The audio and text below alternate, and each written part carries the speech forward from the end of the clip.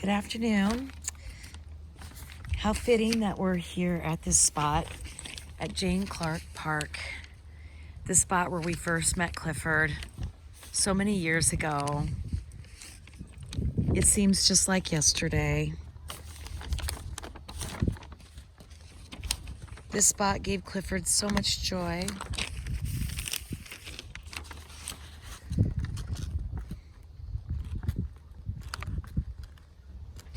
It gave him sunshine, feelings of inclusion, and I know for sure that if Clifford were here looking out at all of your beautiful faces, he would be greatly pleased. Oh, how he loved being part of our Jane Clark Park circle of family, children, love, and lasting friendship.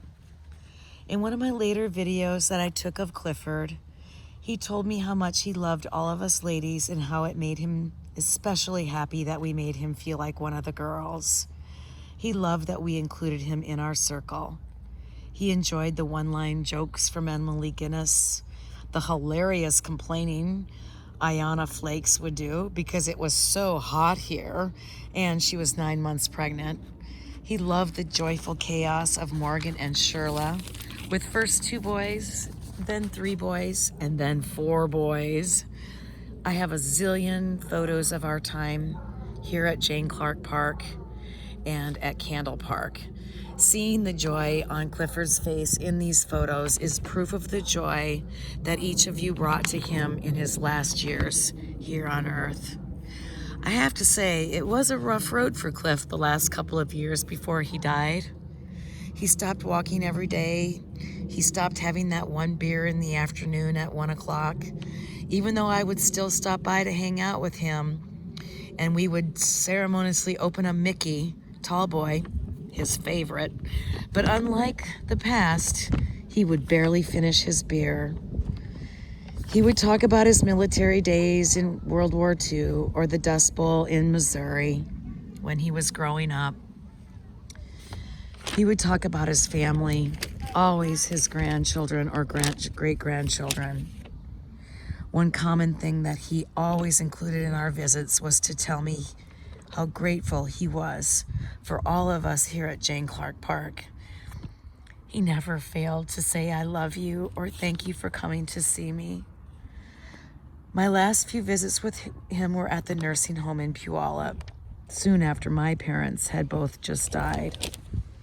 He suffered so greatly and told me he was ready to go and that his time here on Earth was done. He was tired. In the past, we had many discussions about my being a Jesus girl, and most of the time Clifford would respond that organized religion really wasn't his thing, and I respected that. So I sat with Clifford on one of his last days, and I was careful when I asked if we could pray together. Clifford responded, chuckling, "Well, I better now before it's too late, right?"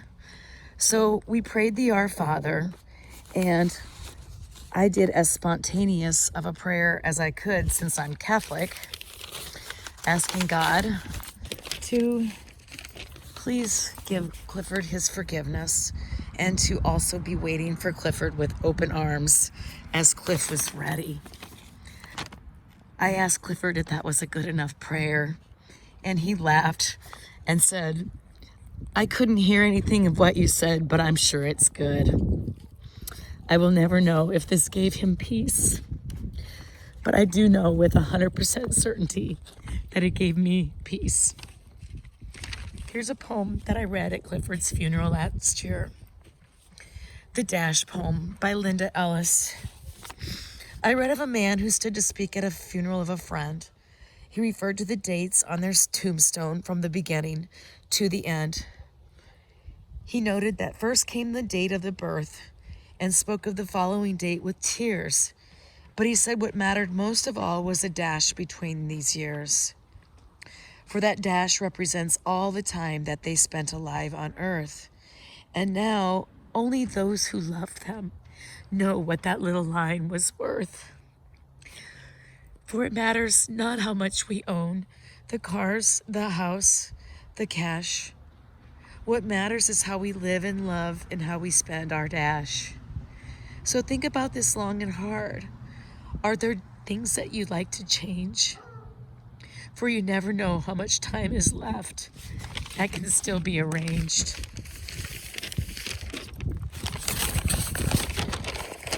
Forgive. Be less quick to anger and show appreciation. And love the people in our lives like we've never loved before. If we treat each other with respect, more often wear a smile, remembering that this special dash might last just a little while. So when your eulogy is being read with your life's actions to rehash, would you be proud of the things they say about how you spent your dash? Go, live, love, forgive, be kind, include others, stick together. What you do with your life going forward is a tribute not only to God, but to Clifford. Clifford J. Goodnight, July 8th, 1926 to August 21st, 2019. 93 years on this earth. Son, brother, man, United States World War II soldier, husband, dad, grandpa, great-grandpa, glue that stuck everyone together, my best friend. Happy birthday, Clifford. Please rest in peace and know how much we love and miss you. And now I'll sprinkle the ashes while I say the Our Father.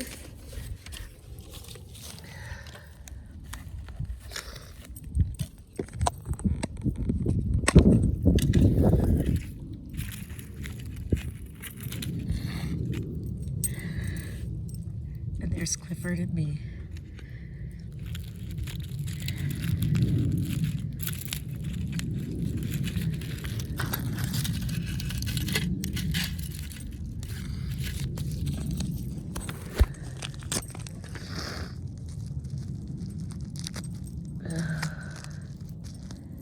Okay, Clifford, here you go, buddy.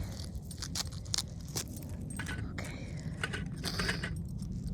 Here, can you help me with that? There you are, Clifford. Back in your spot, buddy. Here you go, sweetie. Our Father, who art in heaven, hallowed be thy name. Thy kingdom come, thy will be done on earth as it is in heaven. Give us this day our daily bread. Forgive us our trespasses, as we forgive those who trespass against us.